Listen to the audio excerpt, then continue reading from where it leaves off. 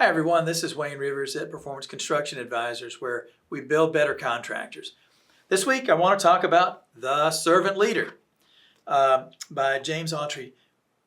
We talk about leadership all the time. What style of leadership specifically do we at PCA advocate? Now this comes directly from the Contractor Business Boot Camp. This is the book that we give to every single attendee, and this is our guidebook, you might say, for when we talk about leadership. We're talking about this brand of leadership. Ironically, it came from, this book was recommended to us by Mike Flengy, who came out of the U.S. Navy. When you think about the military, you certainly don't think about servant leadership.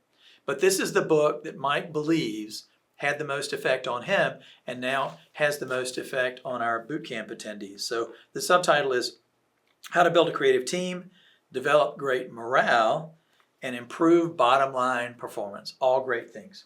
So I'm going to use the outline that Mike and our other folks, John Woodcock, John Stump, and all the others, have developed over time for boot camp. So what is a servant leader? Autry writes, much of the psychological, emotional, and financial well-being of other people is dependent on you and how well you create the circumstances and the environment in which they can do their jobs. It's creating the circumstances and environment where they do their jobs. It's not micromanaging. It's not looking over their shoulders. It's not, berating people that makes mistakes. It's creating an environment where people can thrive. That's what servant leadership is all about. Now, it's easier to be the old kind of boss, the kind of bosses that I had when I started all those decades ago, where you sort of the top down. I say jump and you say how high. That's the old way of doing it. But that, according to Autry, that dispirits and frustrates people. It suppresses creativity and it robs your organization of people's best efforts. I agree with those things. I remember I did those things because that's what we did. But I also remember being horribly frustrated, and I couldn't wait to get out of my first job out of college because I couldn't stand that kind of leadership.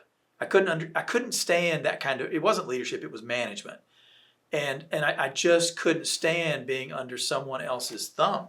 And I think most of you, many of you at least, in our listening audience, felt the same way, and that's what attracted you to smaller, more entrepreneurial firms.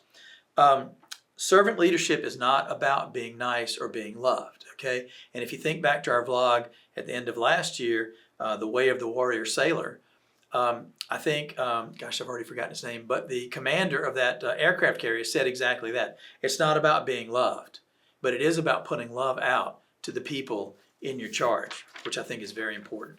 You don't think about, the military and love. Military equals love. You don't think about that, but that was the great takeaway from that vlog for me, was that you had to care about every single man and woman sailor on that boat to make the thing run the way you want it to run. The servant leader, Autry says, the only way you can manifest your character, your personhood, and your spirit in the workplace is through your behavior. If you remember my favorite definition of corporate culture, company culture, it's from my peer group member Steve Anderson, and it's culture is simply the way we treat each other on our shared journey. That is such a great, succinct descriptor of what culture is all about. And you can only establish the kind of culture that I think you want through your own behavior. You can't be X and Y. You can't talk about X culture, we want this, this, and this, and then have Y behavior, screaming and ranting and running around with your hair on fire all the time. That just doesn't work. Okay, characteristics of a leader as a servant. It's kind of kind of a disconnect there in a way if you think about it, but a leader as a servant, it's a great concept. The spirit of work, Autry talks about the spirit of work is in your attitude and behavior as well as in your relationships, that your spirituality expresses itself at work. He writes about a deeper connection with work that transcends power and money. So he's writing almost on a spiritual level here as a person who'd ascended in the organization and ultimately had the opportunity to create the kind of organization that he wanted. That's where the entire servant leadership idea came from. Business is all about people. Where have you heard that? That was the great difference at McDevitt Street that Bob Street created, or maybe recognized would be a better word, back in the 80s, in about 1980, if you can believe it. That's a long time ago. And Bob Street was so many light years ahead of the rest of the construction industry. Construction is a people business. He was even ahead of Autry on that. It's amazing to think, if Bob had lived, it's amazing to think what that company would be now. Gosh, it's just hard to even conceive of. Finally, what are the most important things to establish servant leadership in your organization?